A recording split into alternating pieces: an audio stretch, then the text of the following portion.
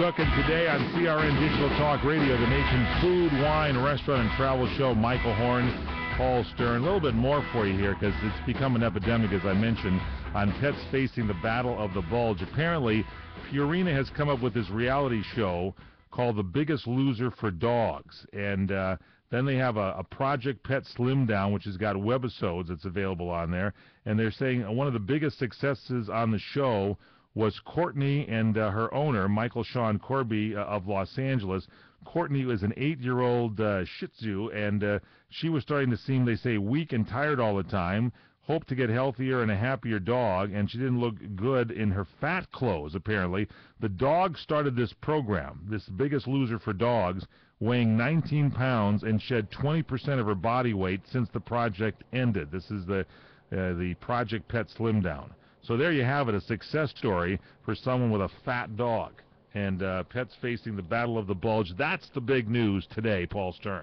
Very interesting. Don't mean to barnstorm into a into a topic prior to a guest's arrival. This barn in, go ahead. The guests are much more interesting. Well, I'm kind of personally looking forward to when we're joined by Jeff Wilson from HGTV, when he joins us from the Grand Canyon, because I was just looking over the kind of a brochure, an advertisement in a magazine dealing with what I guess is something new to the Grand Canyon, the Grand Canyon Railway.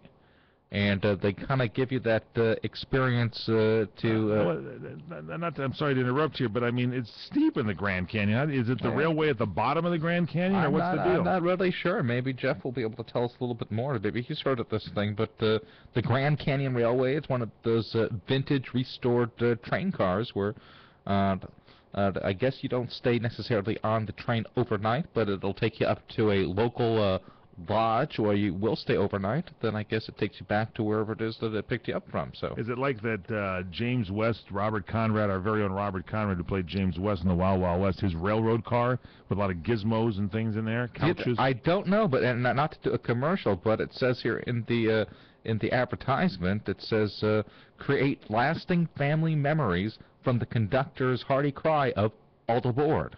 So here's the thing. I always thought the Grand Canyon was like, the Ferdinand Groffe's the Grand Canyon Suite, and you were on the trail and you take mules down there, and the mule might slip like Charlie Sheen's car and go over the side of a cliff, and that kind of a thing. I mean, there was danger there. I don't see how a train can get down there. Well, that seems like a train might be more kind of my pace. I'm not one of the mule riders down there. I mean, I'd be looking on the edge over there and wondering, this mule like me or not like me? And all the mule has to do is just sit there and kind of shuffle its back, and I'm a goner.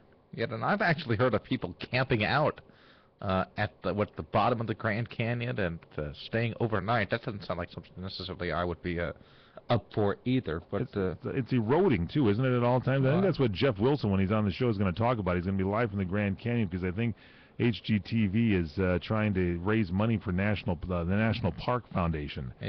Thompson's Water Seal is involved in this, too. And I would think if you get a brush and you paint the entire Grand Canyon with Thompson's Water Seal, you stop the erosion immediately. I mean, it just seal everything up. That Thompson's Water Seal, you ever use that stuff on a deck? You put that stuff out there, I mean, that's some protection. That sure is. If your mother-in-law is bothering you talking too much, just paint over that mouth a little bit, and that's right. And on the deck, I'm telling you, it's protection. It seals. It does seal. I would imagine so. I actually visited the Grand Canyon some years back, and I wouldn't bring this up with our guest, Jeff Wilson from HGTV, but I can recall that there are a couple of ways that one can view the Grand Canyon, either by helicopter, right, or for those that want a more affordably priced tour, by airplane.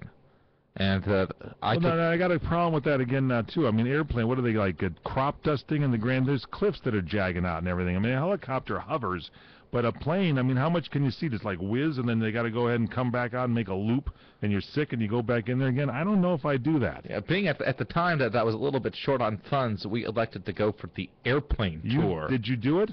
And I actually was able to get in that back seat, the one that only has room for one. Yeah. And if I angled my neck just properly, I could actually see out the window. Yeah, that's what I'm saying. It's just a rip-off. And how were your shorts when you got through with that ride is what I'm asking you. I mean, it kind of sounds like a white knuckler. Oh, it was something else. In fact, I hate to even bring this up because it's really not hard. It becomes, bring this up, by the way. We are going to tell all this to Jeff. It becomes less of an advertisement and more of a traveler advisory. Exactly. But I think in recent years, and Jack, you might know more about this than I do. You follow the news quite well.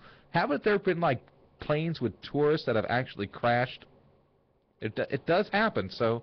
Jack Roberts is our travel expert here on the show. Yeah, Jack on the producer cam just motioned. One of our hosts here, the What's Cooking Today show, and Jack may have some information for us on it. I didn't realize you were such a white knuckler. Who else was in the plane with you? Since you were in the back seat all by yourself, was there another person with you? Was there a front seat? Well, no, there was probably a room for a good probably almost 5 or 6 people in the plane. But you got in the very, very back seat. I was the one that they put the heaviest person in the back. Is that? I'm in the tail section as the gunner. Is that right? I guess that in case there's a crash. Pick me up, General. They won't have to step over you. Mules. I'll take out the mules for you. Oh boy! No, we won't get into this stuff with Jeff Wilson. I'm sure the Grand Canyon. Did they do some shenanigan? But did they do some of those shenanigan maneuvers like I'm talking about? Probably come down and they got to go zooming way up and make a big circle. There were some dips. Yeah, there were some upside down. Yeah. Oh no, I don't think we went upside down. That's what I'm thinking they do in the Grand Canyon. It's a constant upside down sort of a circle. You know, you go down, look at the canyon, then you come up, lose your lunch, go back down again. It's a different view when you see it by plane as opposed to helicopter. Sure. Helicopter really gives you a much more elegant, I would say, perspective, as opposed to getting into like the 6-seater and whizzing around for an hour. And I mean whizzing around. And did you? And it's more expensive in the helicopter. The helicopter's more expensive than the plane. It's probably it was probably at the time like $5 more, but at the time it really seemed like a lot of money. The Grand Canyon, a lot of it in Arizona, of course, and I believe at the time I don't think these people are in business anymore with the new law passed by Arizona, but Raul's airplane service, I think, was exactly the people you had over there. And there was, sometimes you wonder when the engine of the plane doesn't start up right away and you're sitting in the back seat, doesn't that get you a little nervous somewhat when it's hard to start? Well, it is kind of a nervous point in time, especially prior to the actually, I believe what the technical term is getting air. When you got through once you run out of runway, you expect to get air. Yeah. And hopefully you do. Did you get enough air in the back seat where the heaviest guy usually sits? At the time, yes. I don't remember there being much of a problem getting air. That was the least of my worries. Maybe if you just kind of grit your teeth and go for the ride. You and I and Jack Roberts were going up in there. It might we wonder who gets the back seat. Yeah, they would have to put a larger back seat in. It would be like that Buddy Holly, that final Buddy Holly flight. One of us would have to grab the short straw. And they say the guy in the back seat usually is in the safest seat, by the way. So you were safety there when he was going through his shenanigans. Was the pilot trained? I say, was the pilot that you had trained? Well, we all actually did get certificates following the flight, so I think there was some. I think so. You were there with an instructor? I think they. No wonder the cost is down low. They did give us a certificate. He was earning his wings. Yeah. Interesting. You've never told me that story before. I find that fascinating. Yeah, that was 1986. Cancel the rest of the guests and let's just hear more about long time Grand ago. Canyon experience. I hope that Jeff Wilson calls in here on the show today. Well, ask him if he's taking the plane or the helicopter. Exactly. And you all know what we're talking about. Straight ahead as we continue. Mike Horn, Paul Stern. What's cooking on CRN?